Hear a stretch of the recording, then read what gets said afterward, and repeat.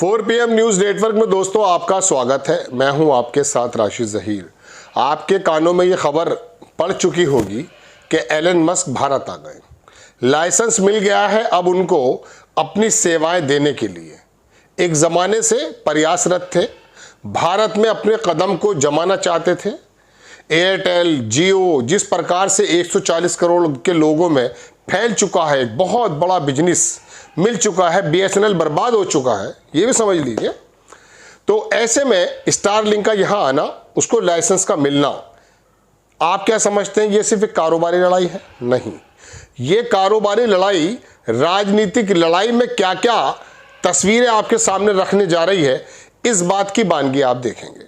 देखिए दोस्तों, बात ऐसी है, 2013 के आप अखबार पलटिए और आपने बारहा नेताओं से, पत्रकारों के मुंह से ये सुना होगा कि जब भारतीय जनता पार्टी का चेहरा बनाने की बात आई तो वहां अडवाणी साहब का नाम था, लेकिन नरेंद्र मोदी का नाम इसलिए भारतीय जनता पार्टी को प्रज्वलित करना पड़ा क्योंकि धन की जो व्यवस्था थी वो दरअसल नरेंद्र मोदी ने अपने दोस्तों के साथ, अपने मित्रों के साथ अरेंज कराया था। फिर चेहरा बने, प्रधानमंत्री बन गए। ये बात अखबारों में भी है, कई सारे पत्रकार भी इसका बता चुके। कोई सबूत मांगेंगे तो सबूत तो है नहीं, अलबत्ता ये बात कही जाती है। तो ऐसे में आपको याद होगा 2014 में अडानी की टोटल संपत्ति 60,000 करोड़ थी, लेकिन अभी हिंडनबर्ग के आने से पहले दुनिया के दूसरे नंबर का मालदार व्यक्ति वो बन चुका था। क्या वजह हुई? आप ये देखिए कि BSNL जो भारत सरकार का उपक्रम था, आपका हमारा ही दूरसंचार का एक अकेला साधन था, उसको वो लाइसेंस नहीं मिल पाए जो प्राइवेट प्लेयर्स को मिल गए, और उसके बाद पता ही चला BSNL नीचे आता चला गया और प्राइवेट प्लेयर्स ऊपर जाते चले गए। जियो पूरे हिंदुस्तान के अंदर किस प्रकार से अपनी सेवाएं दे रहा है, कितना बड़ा बिजनेस है।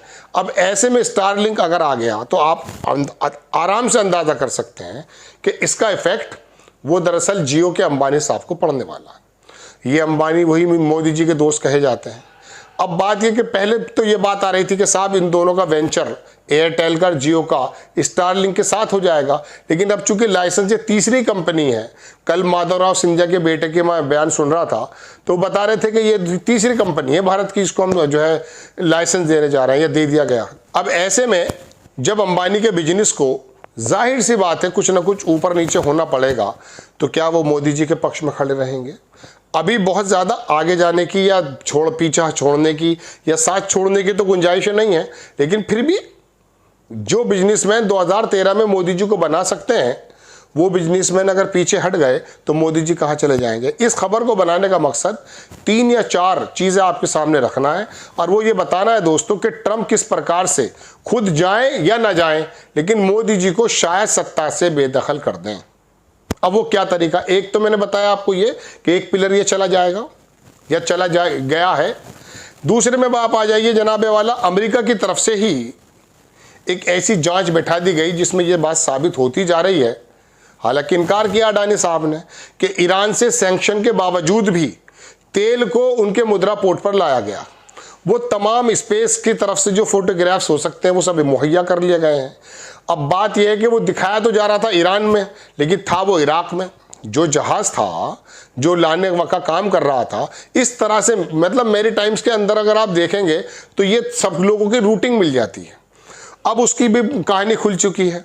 अभी पिछले दिनों आपको ये भी याद होगा कि अडानी साहब का एक फाइल खुल गई थी अमेरिका में, किसी तरह से उसको कम ज़्यादा कर दिया गया।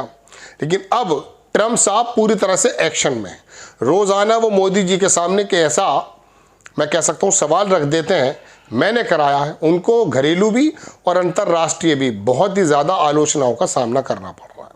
अब ऐसा तो हो नहीं सकता कि RSS इस बात से बेखबर हो। दूसरी बात मैंने आपको ये बता दी।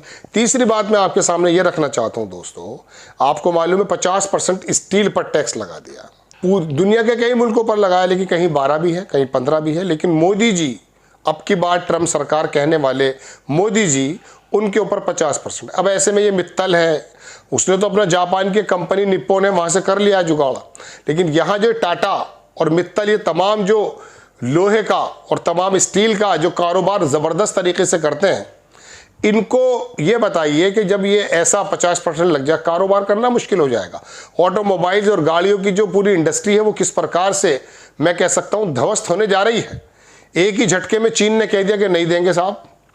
अब वो रेयर जो अर्थ है, वो जो मिनरल है, वो नहीं मिल पाएगा अगर मिसाल के तौर पे, तो गाड़ियों के कारखानों की जो चिमनियों के मुंह हैं वो बंद हो जाएंगे। तो बहरहाल अब ये 3 चीज़ें मैंने आपको बता दी। चौथी चीज़ दोस्तों ये है कि अंतर्राष्ट्रीय जगत में और राष्ट्रीय जगत में ट्रंप साहब जिस प्रकार से मोदी जी की रोज़ाना छींचा लेदर करते हैं, उससे साफ हो गया कि अब भारत में मोदी जी का वो ओरा नहीं है जो ओरा किसी प्रकार से गोदी मीडिया ने बनाया था। क्योंकि सोशल मीडिया पर जो इंटरनेशनल लेवल की जो अखबारों की खबरें चलती हैं, जो खबरें मैंने आपको बताई हैं तमाम, मैं भी एक ज़माने से आपको बता रहा हूँ, उससे बिल्कुल साफ हो गया दोस्तों कि मोदी जी के ओरा के अंदर बहुत भारी कमी आ रही है या आ गई है या आने वाली है। इसके पीछे कौन है? ट्रंप ने अगर इन बिजनेसमैन्स के गले पर किसी प्रकार से कोई भी भींचने का काम किया तो सबसे पहला काम इनका ये होगा, इनके हाथ छूट जाएंगे। हाथों से कौन छूटेंगे? मोदी जी। 2013 में जिन उद्योगपतियों ने मोदी जी को चेहरा बनाकर प्रधानमंत्री बनवा दिया, अगर यही लोग अगर बीच चले जाते हैं तो याद रखिएगा फिर मोदी जी का सर्वाइवल मुश्किल है। ऐसे में आरएसएस की भी भूमिका आ जाती है। आरएसएस की भूमिका क्या है दोस्तों? आप जानते हैं कि किस प्रकार के डिस्टेंसेस हैं। इनका अध्यक्ष नहीं चुना जा रहा है। आखिरकार अभी पिछले दिनों मोहन भागवत का बयान भी आया कि अब हम अपने अपने संगठन पे ध्यान देंगे। हम कोई अपना बंदा जो दरोगा ये भेजा करते थे, आपको याद होगा, संगठन के एतबार से इनका एक आदमी आता था प्रदेश में, देश में, और आकर के वो नज़र रखता था सरकार के कामों पर। ऐसी भी नज़र रखता था जो सतपाल मलिक ने, आपको याद होगा, कश्मीर में बताया था कि फाइलें लेने का काम भी किया था 150 करोड़ रुपए की। खैर, वो राम माधव का जिक्र कर रहे थे। तो आरएसएस के जो ये बंदे आते थे, प्रचारक, जो सरकार के काम पर ध्यान रखते थे, मुझे काशीराम का बाम सैफ याद आ जाता है बाज़ मरतबा। बाम सैफ, जिसने वाकई दलित उत्तेजना को, दलित की जो मैं कह सकता हूँ कि उत्थान को आगे बढ़ाने का काम किया। निस्वार्थ लोग थे, अपनी तनख्वाहों में से पैसे दिया करते थे और अपना जीवन लगा दिया था अम्बेडकर साहब के सपने पर। आरएसएस का जो मंथन है, आरएसएस का जो मकसद है, उसको बहरहाल हम अच्छा है बुरा तो बाद में कहेंगे, लेकिन उनके जो लोग थे वो या तो सरकार के अंदर ही सम्मिलित हो जाते थे। सत्ता बहुत बुरी चीज़ है। तो ऐसे में आरएसएस भी मोदी जी को इतनी ज़्यादा, मतलब मैं कह सकता हूँ, एक्सेप्टेबल नहीं महसूस कर रहा है जितना कि पहले हुआ करता था।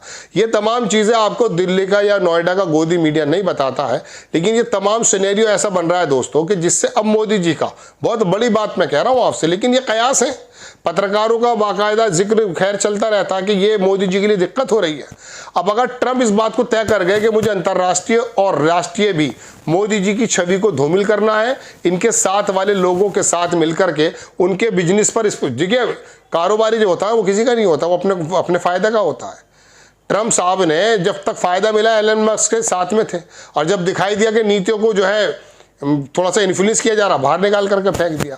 तो ये जो कारोबारी लोग 27,000 फ्लैट बनाए थे कभी, आपको याद हो, ये ट्रंप साहब जो है, इनके जो फादर थे फ्रैंकलिन ड्रम्फ, शायद ड्रम्फ, फ्रैंकलिन तो पता नहीं, लेकिन ड्रम्फ था, मतलब डी था ट्रंप की जगह।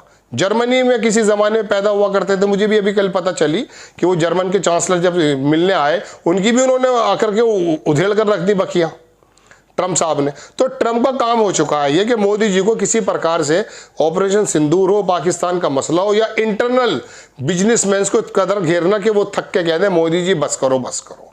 तो ये भी संभव है दोस्तों, याद रखिएगा, क्योंकि ये सरकारें बनाने बिगाड़ने का जो खेल आप सोचते हैं कि मेरी वोट से बनती है, बिल्कुल ऐसा ही है, लेकिन आपकी वोट किस प्रकार से इन्फ्लुएंस होती है गोदी मीडिया के माध्यम से अंदाजा नहीं कर सकते। मैं आपको बारहा बता चुका, 2019 से पहले जितने भी सर्वे आ रहे थे मोदी जी को जीतता हुआ नहीं बता रहे थे। अचानक पुलवामा हो गया, अचानक बालाकोट हो गया, सारे के सारे समीकरण बदल गए।